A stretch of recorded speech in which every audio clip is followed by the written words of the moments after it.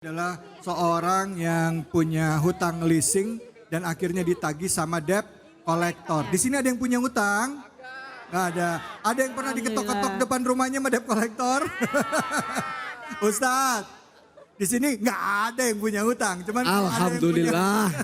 kalau ada yang punya hutang, gimana hukumnya dalam Islam? Apalagi yang tadi terjadi itu yang ditagih malah nusuk debt collectornya. Kira-kira untuk kedua belah pihak nasihatnya apa? Silakan. Ya, adabnya. Baik, alhamdulillah semua pemirsa dan semua yang hadir nggak punya utang.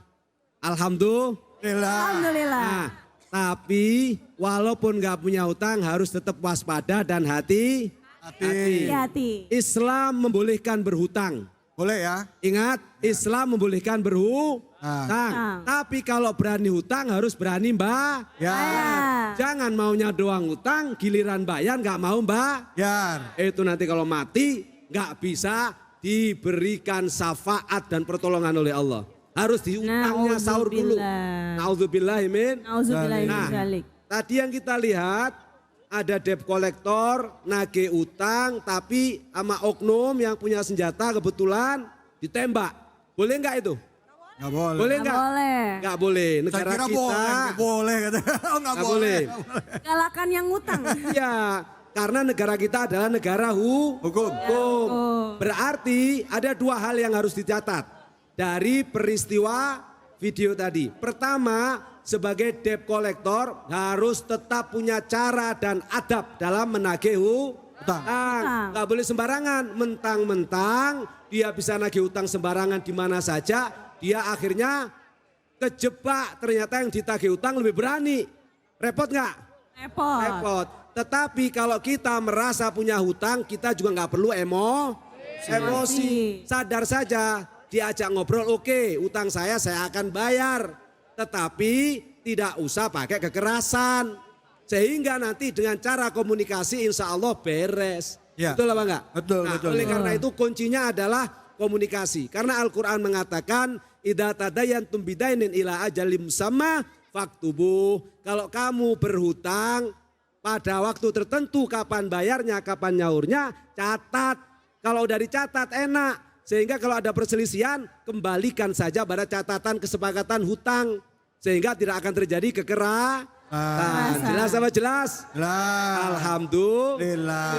Alhamdulillah, terima kasih banyak. Sama-sama. Jadi yang jelas dua-duanya mesti punya adab, nagihnya juga mesti baik-baik. Dan mampu nahan diri. Apa? Mampu menahan diri. Apalagi bulan Ramadan ya. Apalagi bulan Ramadan ini. Nah, buat yang punya utang juga punya kewajiban untuk dibayar. Oke. Baik, selanjutnya apa ini Nara? Selanjutnya kita juga ada satu lagi berita yang berhasil viral di sosmed. Yuk kita sama-sama saksikan aja.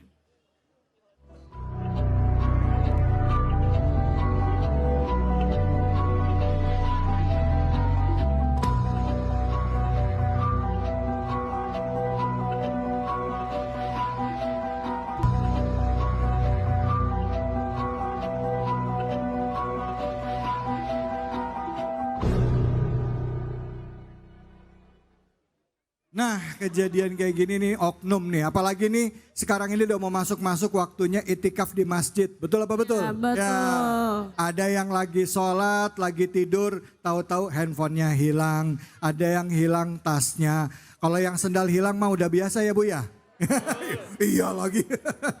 Miris banget. Tapi ada yang kehilangan istri apa suami kalau pas ke masjid? Oh ada ya? Ada. Oh terus? Astagfirullahaladzim. Sampai lupa kalau bawa suami atau bawa istri. Astagfirullah, itu mah pura-pura lupa.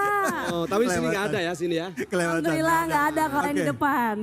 Oke, silakan. Apa Kiai Mohai Atali, kira-kira apa yang bisa kita sikapi dari kejadian yang tidak jarang terjadi di masjid nih, silakan. Ya, bismillahirrahmanirrahim, bahwa setiap seseorang itu harus diketahui, kata Imam Al-Ghazali dalam kitab Ihya Ulumuddin, dalam 1 detik itu orang hatinya bisa loncat sampai 7 kali. Kemudian dalam 1 detik dimasuki 70.000 sesuatu. Ada kejahatan yang memang dia niatkan, ada yang tidak sengaja dia niatkan kemudian dia lakukan. Seperti kata-kata seseorang tuh yang bahwasanya kejahatan terjadi bukan karena sebab dia pelakunya tapi karena ada kesempatan. Jadi dua hal, ada orang yang punya harta juga harus ihtiyat, hati-hati menjaga ikhtiarnya dengan maksimal. Ya. Seperti kisah Rasulullah yang melihat ada sahabat yang melepaskan kuda ketika mau ke masjid. Juga orang yang memang mau ke rumah Allah juga harus berniat tujuannya untuk beribadah kepada Allah. Kalau di rumah Allah dia mampu berbuat maksiat, kalau mau tobat harus di rumah mana lagi dia ingin melakukannya. Ya. Kalau orang sudah ke Ka'bah di rumah Allah ya mampu berbuat maksiat, kalau suatu saat dia mau bertobat harus ke Ka'bah yang mana lagi kan gitu. Betul. Ya, jadi patokannya adalah kita kalau sudah datang kepada Allah itu adalah panggilan. Karena ke masjid itu panggilan. Ya, panggilan kita kan ada 3, di antaranya panggilan harian yaitu beribadah sholat 5 waktu. Nah, ada orang yang melakukan sesuatu yang tidak baik, dia tidak merasa bahwa ada zat yang lebih menatap dia. Kurangnya, masalahnya apa adalah kurangnya ihsan pada hati manusia.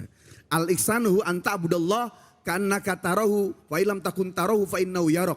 Kau beribadah kepada Allah, kau beraktivitas, kau kerja, kau bisnis, kau menjadi pejabat, seolah kau melihat Allah. Kalaupun tidak melihat Allah, yakinkan Allah menatapmu. Jadi nggak akan orang tuh berbuat kejahatan kalau dia merasa ditatap oleh Allah Subhanahu Wa Taala. Allahu Akbar. Masya Allah. Bayangkan kalau misalnya kita ya ada dimanapun berada, kita karena sering beribadah, sering berzikir, kita merasa Allah dekat dengan kita. Allah Ya. mengawasi apa yang kita lakukan. Betul. Walaupun di tengah keramaian ataupun kita sendiri sadar ada Allah yang ngawasin kita. Subhanallah. Insya Allah kita akan terjaga. Betul ya Kiai? Kira-kira Betul betul ya, Kiai, ya? Nah, bulan Ramadan ini bulan yang baik bagi kita untuk mendekatkan diri lagi kepada Allah Subhanahu Wa Taala dengan zikir, dengan sholat, dengan puasa, dengan sodakoh, Baca Quran. Baca Quran. Insya Allah kelar bulan Ramadan ini, insya Allah di akhir kita dapat derajat ketakwaan. Amin ya Rabbal Alamin. Amin ya Rabbal Alamin. Terima kasih. Nah, ini jadi PR buat kita semua untuk peduli terhadap saudara-saudara kita juga. Setelah ini kita akan lanjut lagi buat semuanya yang ada di rumah dan yang ada di Bekasi. Mana suaranya Bekasi?